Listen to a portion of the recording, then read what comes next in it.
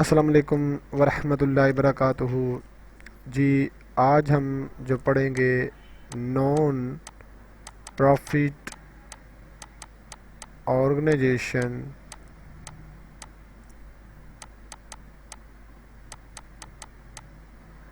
का चैप्टर पढ़ेंगे।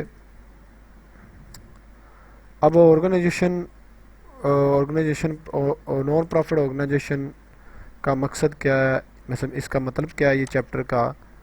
ठीक है, इसका मतलब होता है सिंपल सी, नॉट मेकिंग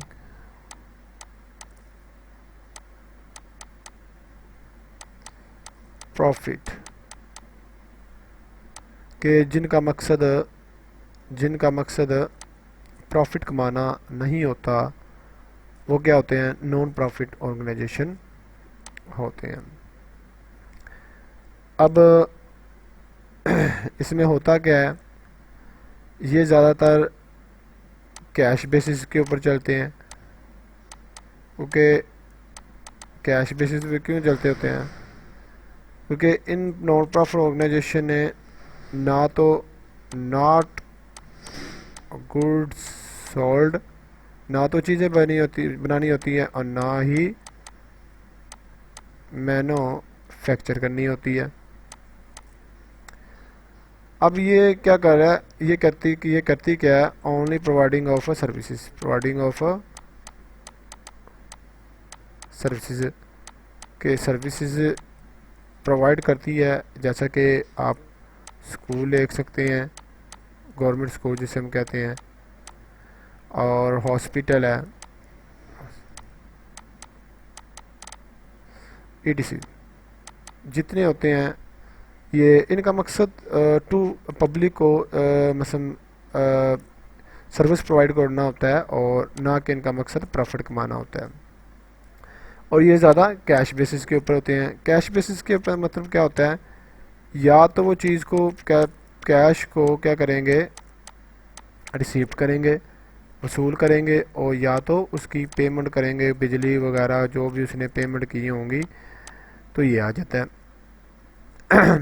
ठीक है, अब हमने ये देखना है कि रिसीप्ट में क्या आती हैं और पेमेंट में क्या आती हैं। तो अब हमने इसके लिए एक बनाना होता है income and expenditure account, income and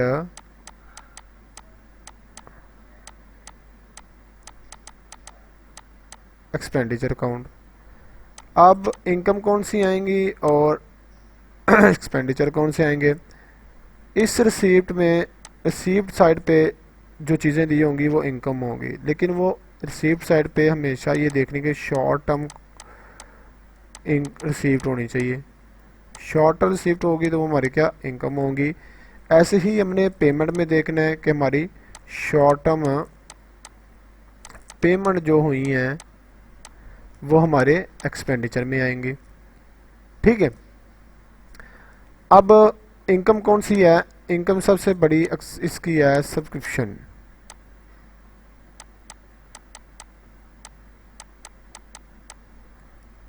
मैं कुछ लोग सब्सक्राइब होते हैं एनजीओ से या हॉस्पिटल से, जो डोनेशन देते हैं, मतलब सब्सक्रिप्शन की होती है उन्होंने।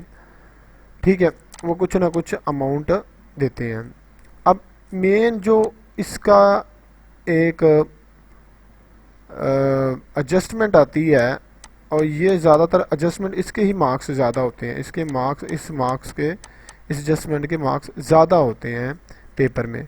और आज हमने इसको ही समझना है, क्योंकि ये हमारी इनकम है, ये हमारी क्या, इनकम है। जब इसकी डेफिनेशन पढ़ाऊँगा डिटेल से, तब भी ये समझाऊँगा ये क्या होते हैं, डोनेशन सब्सक्रिप्शन क्या होती हैं वगैरह।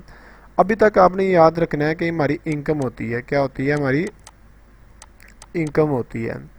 ठीक है, अब अब हमने इसको समझना है सब्सक्रिप्शन होती क्या है, सब्सक्रिप्शन को हैंडल कैसे करना है हमने।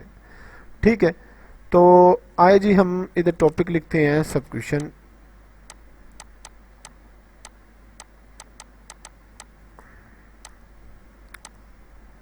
अच्छा जी, इसमें आपने हमेशा मेरी याद रखिएगा, 3 सिनेरियो होते हैं। ठीक है, एक तो हमारी पास्ट ईयर सब्सक्रिप्शन होती है, एक हमारी करंट ईयर की होती है, और एक हमारी नेक्स्ट ईयर की सब्सक्रिप्शन होती है। अब जो हम इनकम एंड एक्सपेंडिचर अकाउंट बनाते हैं, मतलब जो हम इनकम एंड एक्सपेंडिचर अकाउंट बनाते हैं वो हम ऐसे लिखते हैं, फॉर द ईयर एंडेड, दानी डाला ईयर एंडेड 2020। ये हम ये परफार्मा जब हम बनाएंगे उसमें हम ये साफ साफ सीखेंगे कि ये हम इसको क्यों लिखते हैं। तो हमने इनकम एंड एक्सपेंडिचर अकाउंट लिखा, तो ये हमारा जो 20 है 2020 है, ये हमारा क्या हो गया, करंट ईयर, ये CY के नाम से इसको जाना जाता है। ठीक है, तो ये हमारा करंट ईयर है 2020। इट मीन्स ये मैं इधर कंसीडर करता हूँ ये 2020 है, इसका प्रीवियस ईयर 2019 है, और इसका नेक्स्ट ईयर 2021 है। अब इसको अच्छे तरीके से समझना है, क्योंकि इसमें हमने सब क्वेश्चन ऑलरेडी आपको ट्रायल बैलेंस में दी होगी, सॉरी रिसीव्ड पेमेंट अकाउंट में दी होगी आपको, उसमें आपने एडजस्टमेंट दिए हैं। फॉर एग्जांपल है ये आपकी रिसीव्ड अकाउंट में दी हुई है 20,000 आपकी सब्सक्रिप्शन, और अब ये एडजस्टमेंट है नीचे, अब ये एडजस्टमेंट है नीचे जो मैं आपको कराने लगा, जो आपने 20,000 में सेट करनी है। अब देखो, अपने हमेशा ऑलवेज आपके करंट ईयर को अपने माइंड में रखना है, करंट ईयर को आपने माइंड में रखना है कि हमारा करंट ईयर में जो सब्सक्रिप्शन फॉल हो रही है कि नहीं हो रही, या हमारी करंट ईयर की सब्सक्रिप्शन है या नहीं है। अच्छा जी, इसमें क्या है, अगर हमारी करंट ईयर की आउटस्टैंडिंग है, अगर आउटस्टैंडिंग का मतलब होता है कि अभी हमने सब्सक्रिप्शन रिसीव नहीं की, रिसीव करनी है, जिसको हम पेएबल भी कहते हैं। क्या कहते हैं? पेएबल भी कहते हैं। ठीक है, उसके बाद देखिएगा, पेएबल भी कहते हैं, उसके बाद देखिएगा इसका नाम एक और है, इसका नाम हो रहा है अनपेड। क्या? कभी कभी ये एरियर के तौर पर भी आ सकता है कि हमारी एरियर्स के तौर पर सब्सक्रिप्शन है, जो हमारी करंट एरियर्स का मतलब करंट ईयर की ही सब्सक्रिप्शन आउटस्टैंडिंग है। तो अगर ये नाम लिखे हों, मतलब आपको लिखा हो करंट ईयर से सब्सक्रिप्शन 2020, हमारा करंट ईयर कौन सा है, हमारा करंट ईयर ये हमारा करंट ईयर कौन सा 2020 की करंट ईयर की सब्सक्रिप्शन आउटस्टैंडिंग है, या हमारी पेएबल है, या हमारी अनपेड है, या हमारी क्या एरियर्स में आई हुई है। तो इन सब को क्या कर देना हमने, ऐड, इन सब को क्या कर देना हमने, ऐड कर देना। ठीक है, तो क्या ऐड कर लूँ ताकि आपको पता, इन सब को ऐड कर देना हमने ऐड, किसमें, इस सब्सक्रिप्शन में। कैसे? फॉर एग्जांपल उसने कहा 2020 की आउटस्टैंडिंग पेएबल या अनपेड या एरियर हमारी 10,000 है, 10,000 है, तो इसमें आपने क्या कर देना, 20,000 में ऐड कर देना है 10,000, तो ये हमारी एडजस्टमेंट हल हो जाएगी। सही है। उसके बाद देखिएगा, ये आपका करंट ईयर का एक सिनेरियो ये पैदा हो सकता है, और ये इसकी एडजस्टमेंट आती है, इसको ध्यान से आपने समझना है। इसकी एडजस्टमेंट कैसी आएगी, वो कहेगा कि हमारी सब्सक्रिप्शन है करंट ईयर की आउटस्टैंडिंग है, या एरियर में है, या पेएबल है, या अनपेड है। ठीक है, तो ये तो सिंपल ही बात है, इसको ऑलवेज आपने ऐड करना है सब्सक्रिप्शन में, जो आपकी रिसीव एंड पेमेंट अकाउंट में। इसको बना के हम देखेंगे आगे इंशाल्लाह, और इसको एक प्रैक्टिस 2-3 क्वेश्चन की 5 या 6 क्वेश्चनों की प्रैक्टिस करेंगे। ठीक है, ताकि आपको पता चल सके। अब दूसरी जो आसान काम है, अगर हमने करंट ईयर में नेक्स्ट ईयर की सब्सक्रिप्शन रिसीव कर लिया, मतलब 2020 में ही हमने 2021 की सब्सक्रिप्शन रिसीव कर लिए, इसका मतलब रिसीव इन एडवांस। क्या होता है? Received in advance. इसका मतलब ये है कि हमने कोई 2021 की इनकम सब्सक्रिप्शन जो रिसीव किया वो 2020 में कर लिया। ठीक है, अब आप खुद सोचें, ये इनकम है किसकी थी, 2021 की। इनकम है किसकी थी, 2021 की। तो हमने 2020 में रिसीव किया, तो क्या हम इसको 2020 में ऐड करेंगे? नहीं करेंगे, क्योंकि हम इसको लेस करेंगे। क्यों लेस करेंगे? क्योंकि ये तो इनकम है ही 2021 की थी, तो ये 2021 में जाके ऐड करेंगे, लेकिन 2020 में हमने लेस कर देना है क्योंकि हमने 2020 में इसको रिसीव कर लिया था। अच्छा जी, इसको हमने ऐसे भी देखना है। अब ये सिनेरियो है जो आपने इसको अच्छे तरीके से समझना है क्योंकि इसमें थोड़ी कंफ्यूजन होती है बच्चों को, तो हमने इसको देखना है। फॉर एग्जांपल है, हमने ये 2019 है, अगर हमने पास ईयर की सब्सक्रिप्शन करंट ईयर में रिसीव कर लिया, मतलब 2021 की सब्सक्रिप्शन है 2020 में रिसीव कर लिया, ठीक है, तो क्या होगा, इसको हम क्या कर देंगे, लेस कर देंगे। क्यों लेस क्यों करेंगे, क्योंकि इनकम किसकी थी, 2019 की, इनकम किसकी थी, 2019 की, और हमने रिसीव कितनी की, कब किया, 2020 में। तो इसका मतलब है कि 2020 में हम इसको लेस करना है क्योंकि ये हमारी करंट ईयर की इनकम ही नहीं है, ये तो पास्ट ईयर की इनकम है, ये जो हमने इसकी इनकम थी।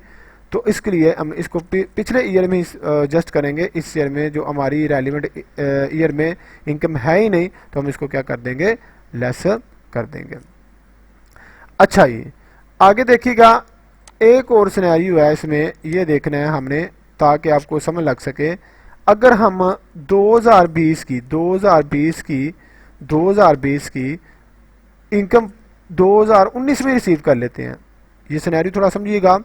मैंने पहले समझा था, पहले कहा था 2019 की हम इनकम 2020 में रिसीव करते हैं क्योंकि वो इनकम 2019 की थी, ठीक है, तो हमने 2020 में से लेस कर दिया। अब वो कह रहा है कि 2020 की जो इनकम थी, 2020 की जो इनकम थी वो हमने 2019 में रिसीव कर लिया। अब देखो बेटा, 2019 में रिसीव की है, तो जब हमारा करंट ईयर क्या आ गया, 2020 आ गया, अब तो हम इसको क्या कर देंगे, अपने करंट ईयर में ऐड कर देंगे क्योंकि इनकम किसकी थी, हमारी करंट ईयर की, 2020 की सॉरी, हमारी 2020 की इनकम थी ना जो हमने 2019 में रिसीव कर ली, तो 2020 में आती है, तो इसको हमने ऐड कर देना है। अब सिंपली मैं एक बात बताऊं आपको कि एक फार्मूला है, अगर करंट ईयर में हमारा करंट ईयर जो ईयर एंडेड 31 दिसंबर 2000 जो भी बनाना होता है, या 30 जून 2020-21 वो आपके क्वेश्चन में दिया होगा, अगर उसको आपने करंट ईयर के हिसाब से देखना, अगर वो करंट ईयर में आपकी फॉल करती है, क्या वो करंट ईयर की इनकम है, अगर अगर अगर वो करंट ईयर की इनकम है, ठीक है, करंट ईयर की इनकम है, तो वो क्या कर देना है, ऐड कर देना है, ठीक है। और अगर वो करंट ईयर की नॉट करंट ईयर इनकम,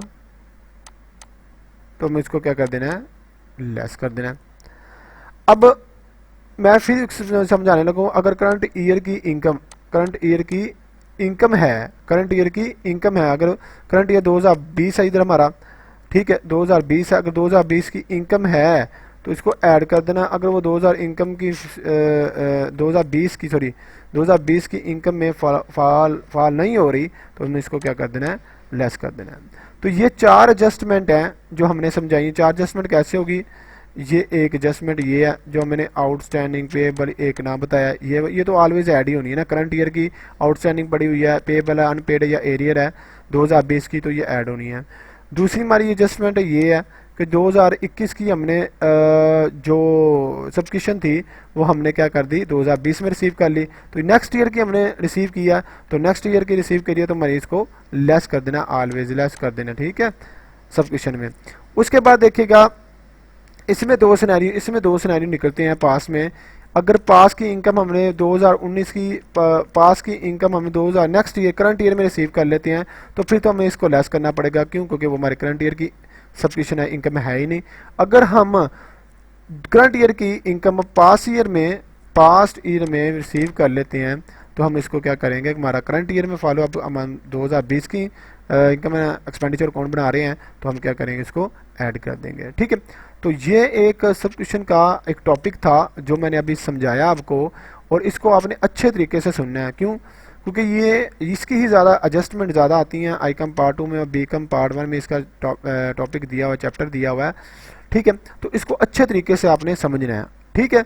अगर इसको समझेंगे तो फिर आपकी एडजस्टमेंट आगे हल हो पाएंगी, क्योंकि आगे मैंने आपको क्वेश्चंस बताने हैं, ठीक है, कराने हैं, तो सबसे ज़्यादा मसला इससे नहीं आपको डालना, बाकी तो सिंपल ही है। फाइनल अकाउंट की तरह आपने वही एडजस्टमेंट है, एक्सपेंस की, आउटस्टैंडिंग वेजेस फलाना टर्म, तो ये चीज़ें आपकी आपको समझाऊंगा, लेकिन ये समझना बहुत ज़रूरी था। ठीक है, इसका फॉर्मेट हम इंशाल्लाह नेक्स्ट चैप्टर में डिस्कस करेंगे। उसके फॉर्मेट में आता क्या है, एक्सपेंडिचर में क्या आता है, उसकी एक एग्जांपल पढ़ेंगे। एग्जांपल पढ़ने के बाद फिर हम इसको एक प्रॉब्लम सॉल्व करेंगे, मतलब प्रॉब्लम भी एग्जांपल के तौर पर हम देखेंगे, तो इसमें आपको सारा समझ लग जाएगा इनकम एंड एक्सपेंडिचर अकाउंट हमने कैसा बनाना है। तो ये अगर लेक्चर आपको अच्छा लगा है तो बराए मेहरबानी मेरे चैनल को सब्सक्राइब कीजिएगा और आगे से आगे शेयर कीजिएगा, और ताकि भला हो सके बच्चों का, क्योंकि आपके पेपर भी आने वाले हैं। तो इसको समझिएगा, आपके अगले लेक्चर में फॉर्मेट के ज़रिए नॉन प्रॉफिट ऑर्गेनाइजेशन को हम इंशाल्लाह करेंगे।